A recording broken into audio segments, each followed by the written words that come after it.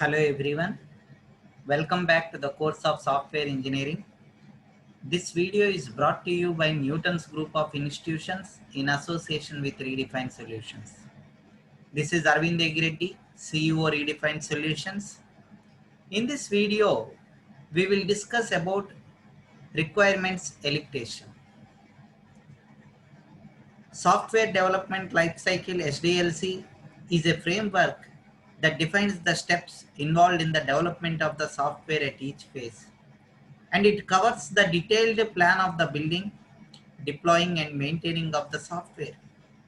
SDLC, which defines the complete cycle of development, that is all the tasks which are involved in planning, creating, testing and deploying a software product. SDLC is a process which defines the various steps which are involved in the development of the software for delivering a high quality product, and it also covers all the stages to complete the life cycle of the software, that is from inception to retirement of the product. By observing to the SDLC process, which leads to the development of the software in a systematic and disciplined manner. So the purpose of SDLC is here to deliver the high quality product which is as per the customer's requirement, and which also defines its phases as requirement gathering, designing, coding, testing and maintenance. It is important to adhere to the phases to provide the product in a systematic manner. So we can define like this.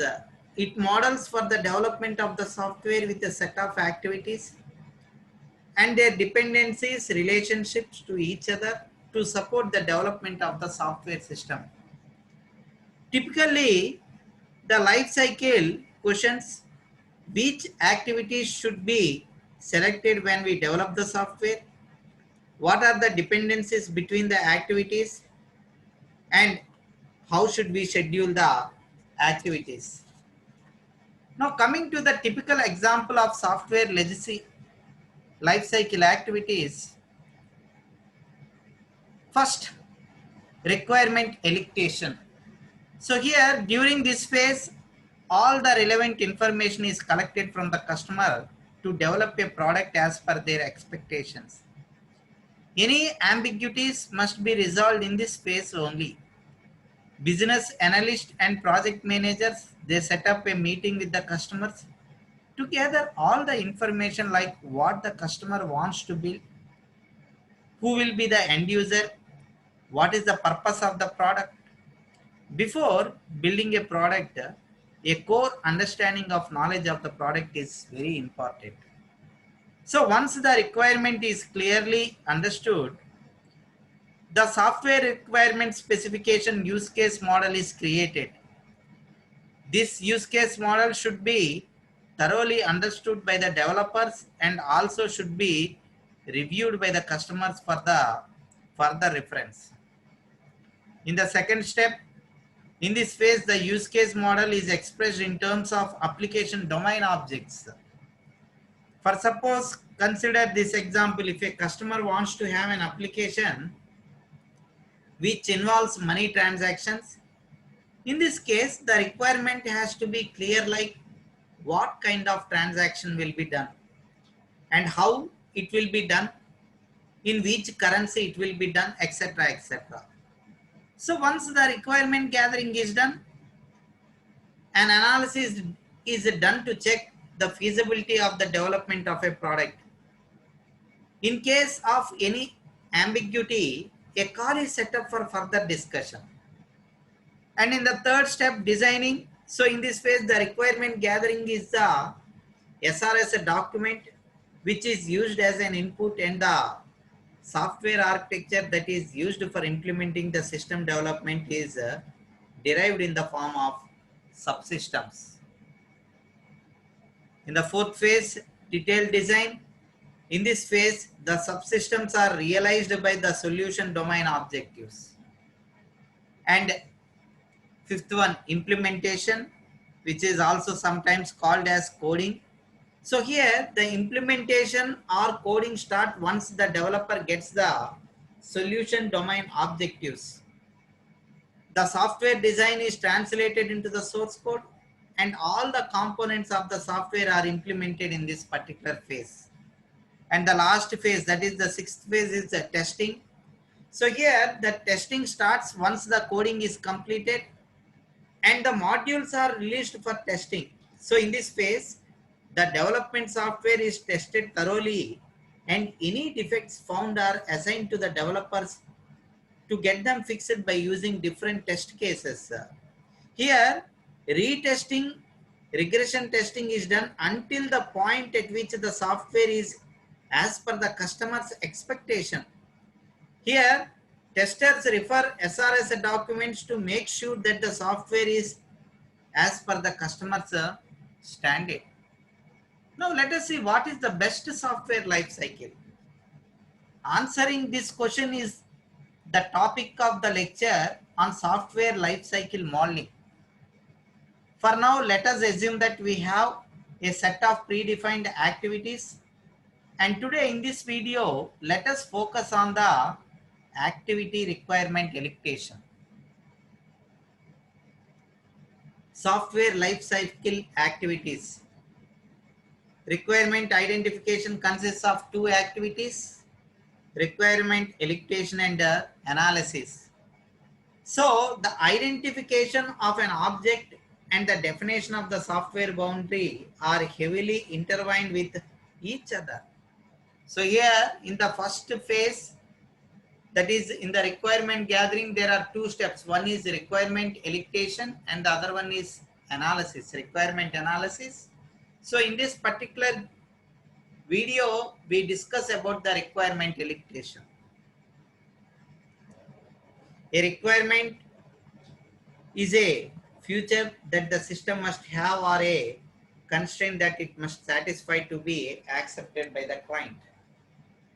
Here, the requirement engineers aims at defining the requirements of the system under construction.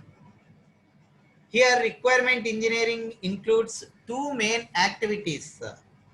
One is requirement elicitation, which results in the specification of the system that the client understands, and the analysis, which results in an analysis model that the developers can unambiguously interpret. So here requirement elicitation is the more challenging of the two because it requires the collaboration of the several groups of the participants with different backgrounds. On the other hand, the client and the users are experts in their domain and have a general idea of what the system should do, but they often have little experience in the software development. On the other hand, the developers have experience in building the system, but often have little knowledge of the everyday environment of the users. Here, scenarios and use case provides the tools for bridging the gap, and the scenario describes an example of the system's use in terms of series of interactions between the user and the system. Whereas a use case is an abstraction that describes the class of scenarios. Here, both scenarios and use cases which are written in the natural language, a form that is understood to the user. So in this video, we focus on scenario-based requirement elicitation. Here, developers elect requirement by observing and interviewing the users. Developers first represent the user's current work process as is scenarios, then develop the visionary scenarios describing the functionality to provide by the future system. Here, the client and users validate the system description by reviewing the scenarios and by testing small prototypes provided by the developers. As the definition of the system matures and stabilizes, developers and the client agree on the requirement specification in the form of functional requirements, non-functional requirements, use cases, and scenarios. So here, The requirement elicitation is about communication among the developers, clients and users to define a new system. So failure to communicate and understand each other's domain result in a system that is difficult to use or that simply fails to support the user's work. So here, errors introduced during the requirement elicitations are expensive to correct as they are usually discovered late in the process and often as late as delivery. So here such errors include missing functionalities that the system should be supported, functionality that was incorrectly specified, user interactions that are misleading or unusable, and absolute functionality. So here requirement elicitation methods aim at improving the communication among the developers, clients and users. Here the developers construct a model of the application domain by observing users in their environment, and the developers select a representation that is understandable by the client and the users. That is nothing but scenarios and use cases. So here the developers validate the application domain model by constructing the simple prototype of the user interface and collecting the feedbacks from the potential users. As example of a simple prototype is a layout of the user interface with menu items and buttons. And the potential users can manipulate the menu items and buttons to get a feeling for the usage of the system. But here there is no actual response after the buttons are clicked because the requirement functionality is still not implemented. Now coming to the requirements process, requirement elicitation basically focuses on the describing the purpose of the system. The client, the developers and the users, they identify a problem area and define the system that addresses the problem. Such a definition is called as requirement specification, and it serves as a contract between the client and the developers. So here the requirement specification is structured and formalized during the analysis to produce an analysis model like what we see in this particular figure. So here both requirement specification and analysis model represent the same information. They differ only in the language and the notation they use. Here the requirement specification is written in natural language, whereas if you can see the analysis model is usually expressed in a formal or semi-formal notation. So the requirement specification supports the communication with the client and users, and the analysis model supports the communication among the developers. So they are both models of the system in the sense that they attempt to represent accurately the extent aspects of the system. So here given both the models which represent the same aspects of the system, requirement elicitation and analysis occur concurrently and iteratively. So here the requirement elicitation and analysis basically focus only on the user's view of the system. For example, the system's functionality, the interaction between the users and the system, the errors that the system detect and handle, and the environmental conditions in which these systems function are part of the requirements. The system structure, the implementation technology selected to build the system design, the development methodology, and other aspects not directly visible to the user, which are not the part of the requirements. Now, requirement elicitation includes the following activities. One is identifying actors. So during this activity, developers identify the different types of users, the functional systems, the future system with support. Next, identify scenarios. So during this activity, developers observe users and develop a set of detailed scenarios for the typical functionalities. that provided by the future system. So here scenarios are concrete examples of the future systems in use, and developers use these scenarios to communicate with the user and deep their understanding of the application domain. And the third one is to identify the use cases. So once the developers and users agree on a set of scenarios, developers derive from the scenarios a set of use cases that completely represent the future system. Whereas the scenarios are concrete examples illustrating a single case, use cases, which are the abstractions describing all possible cases. So when describing use cases, developers determine the scope of the system. And fourth one, refining use cases. So during this activity, developers ensure that the requirement specification is complete by detailing each use case and describing the behavior of the system in the presence of errors and exceptional conditions. And fifth one, identifying relationship among the use cases. So here during this activity, developers identify dependencies among the use cases. Here they also consolidate the use case model by factoring out some common functionality, so that this ensures that the requirement specification is consistent. And the last and the sixth one is identifying non-functional requirements. So here during this activity, developers, users and the clients agree on aspects that are visible to the user but not directly related to the functionality. So these include constraints on the performance of the system, its a documentation, the resource it consumes, its a security and its a quality.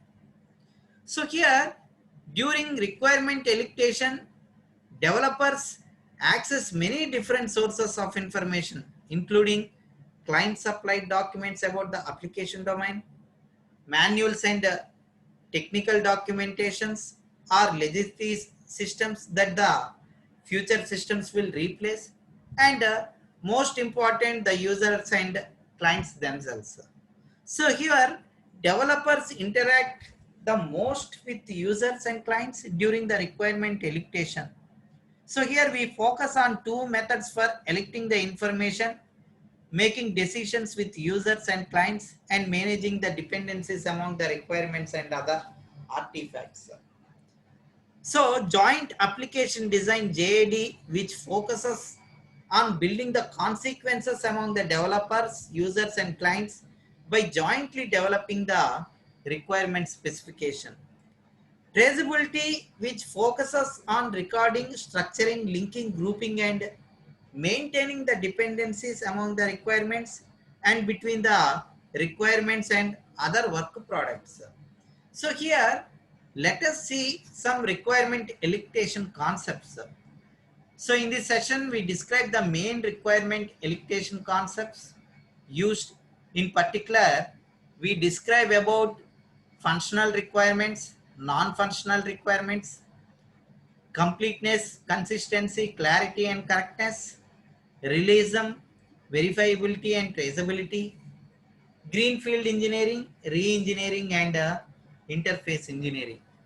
Now, the first functional is functional requirement, which describes the interaction between the system and its environment independent of its implementation.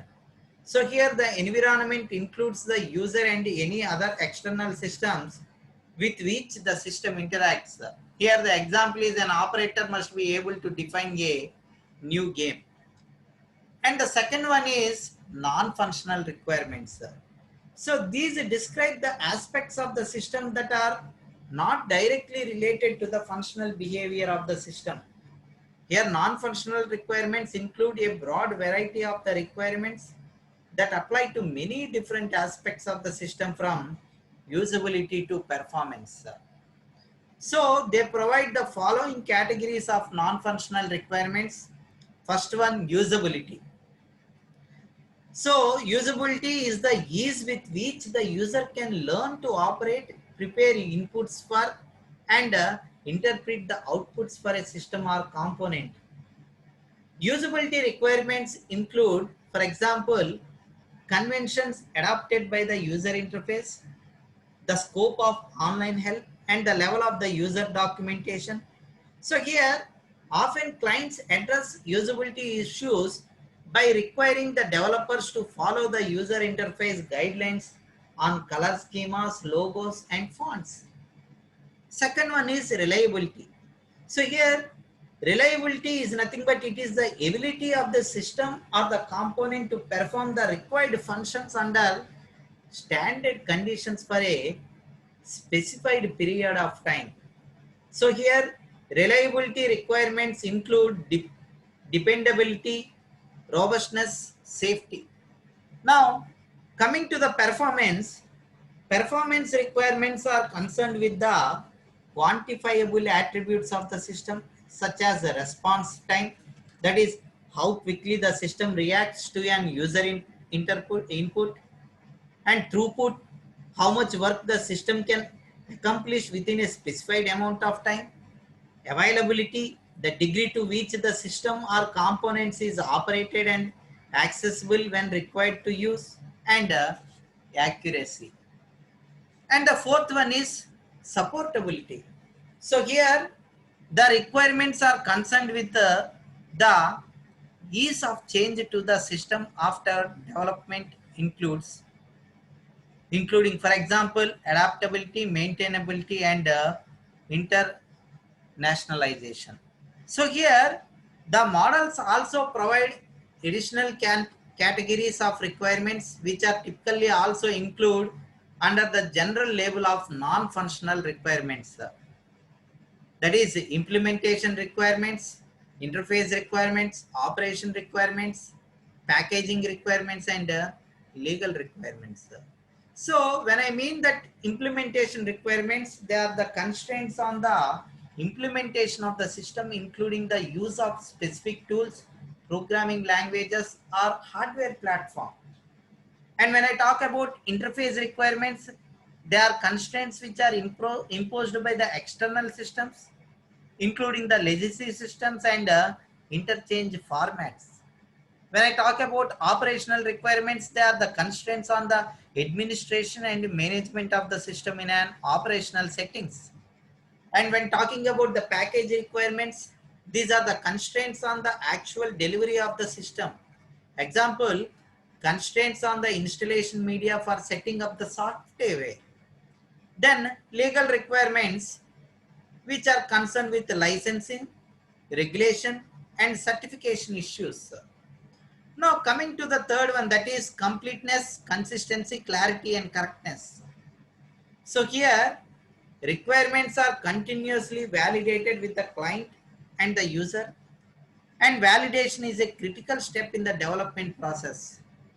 Given that both the client and the developers depend on the requirement specification, here the requirement validation involves checking that the specification is complete, consistent, unambiguous, and correct. So it is complete if all the possible scenarios through the system are described, including the exceptional behavior. That is, all aspects of the system are represented in the requirement model. And the requirement specification is consistent if it does not contradict itself. And the requirement specification is unambiguous if exactly one system is defined. That is, it is not possible to interpret the specification two or more different ways. And when we say that the specification is correct, if it represents the accurately the system that the client needs and that the developers intend to build. So everything in the requirement model actually represents an aspect of the system to be satisfied of both the client and the developer. And the fourth one is realism, verifiability, and traceability. So three more desirable properties of the requirement specification are that it will be realistic, it is verifiable, and traceable. So here the requirement specification is realistic if the system can be implemented implemented within the constraints, and the requirement specification is verifiable. If once the system is built, repeatable tests can be designed to demonstrate that the system fulfills the requirements of the specification. So next one is greenfield engineering, re-engineering, and interface engineering. Requirements elicitation activities can be classified into three categories depending on the source of the requirement. So in greenfield engineering, the development starts from scratch. Here no prior system exists. So the requirements are extracted from the user and the client.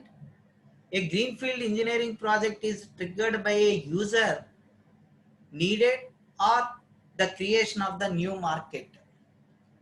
In greenfield engineering, the development starts from scratch, whereas a re-engineering project is a redesign and a re-implementation of an existing system that is being triggered by the technology enablers or by the business processes.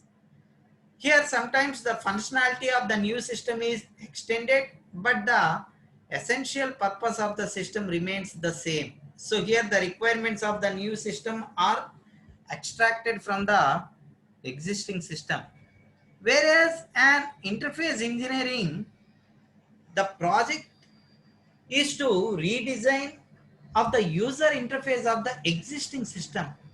Here the legacy system is left untouched except for the interface which is redesigning and re-implemented. So here this type of project is a re-engineering project in which the legacy system cannot be discarded without entailing the high costs. So in both re-engineering and greenfield engineering, the developers need to gather as much information as possible from the application domain.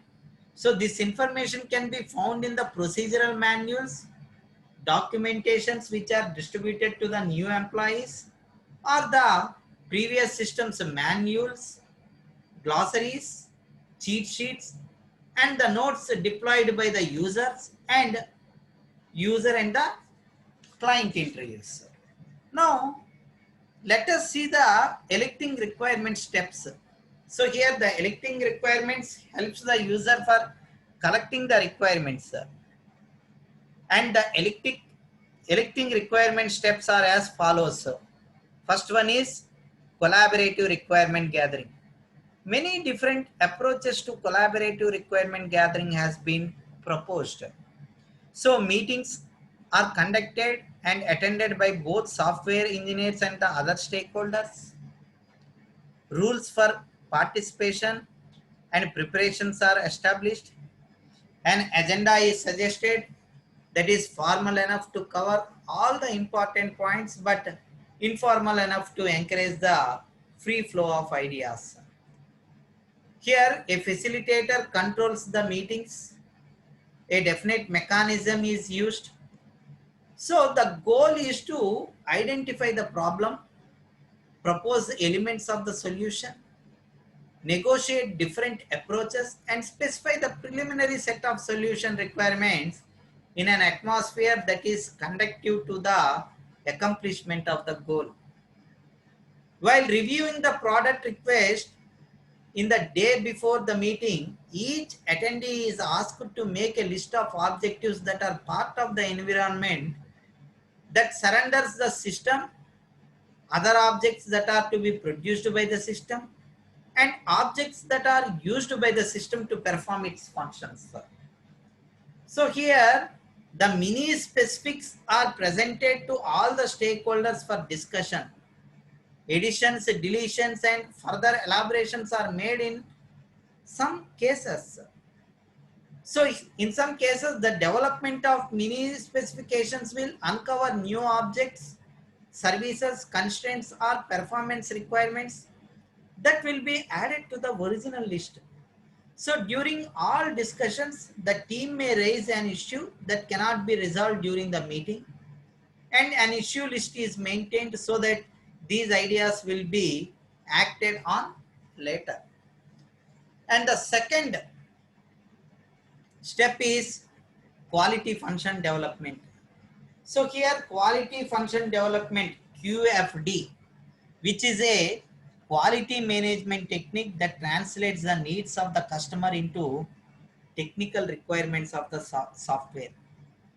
Here QFD concentrates on maximizing the customer satisfaction from the software engineering process. QFD identifies three types of requirements. One is the normal requirements, expected requirements, and exciting requirements.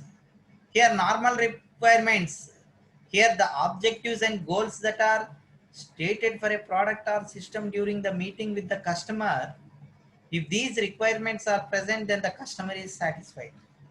Example of normal requirements may be requested types of the graphical displays, specific system functions, and defining the levels of the performance. And second one is expected requirements. So these requirements are implicit to the product or system and may be so fundamental that the customer does not explicitly state them. So their absence will be a cause for significant dissatisfaction. So examples of the expected requirements are ease of humans or machines interaction, overall operational correctness and reliability, and ease of software installation. So the third one is exciting requirements. So these requirements go beyond the customer's expectations and prove to be very satisfying when present. For example, software for a new mobile phone comes with the standard features, but it is coupled with a set of unexpected capabilities. Examples, multi-touch screens, visual voicemail, so on. So that delegate every user of the product. And the third one is usage scenarios. So here, as the requirements are gathered, an overall vision of the system function and features begins to materialize. However, it is difficult to move into more technical software engineering. So it is difficult to move into more technical software engineering activities until we understand how these functions and features will be used by different classes of the end users. So to accomplish this, developers and users can create a set of scenarios that identify a thread of usage for the system to be constructed. Fourth one is electation work products. So the work products produced as a consequence of requirements electations will vary depending on the size of the system or the product to be built.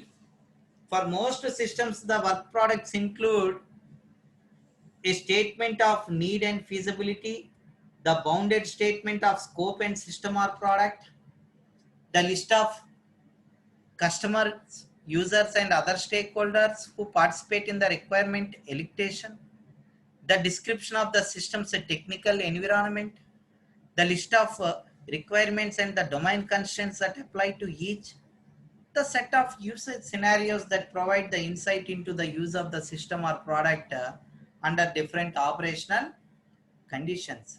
So any prototype deployed to better define requirements. So each of these work products is reviewed by all the people who have participated in the requirement electation. That's all for now. Thank you one and all. If you like this video, please subscribe to my channel and press the bell icon for the latest notifications.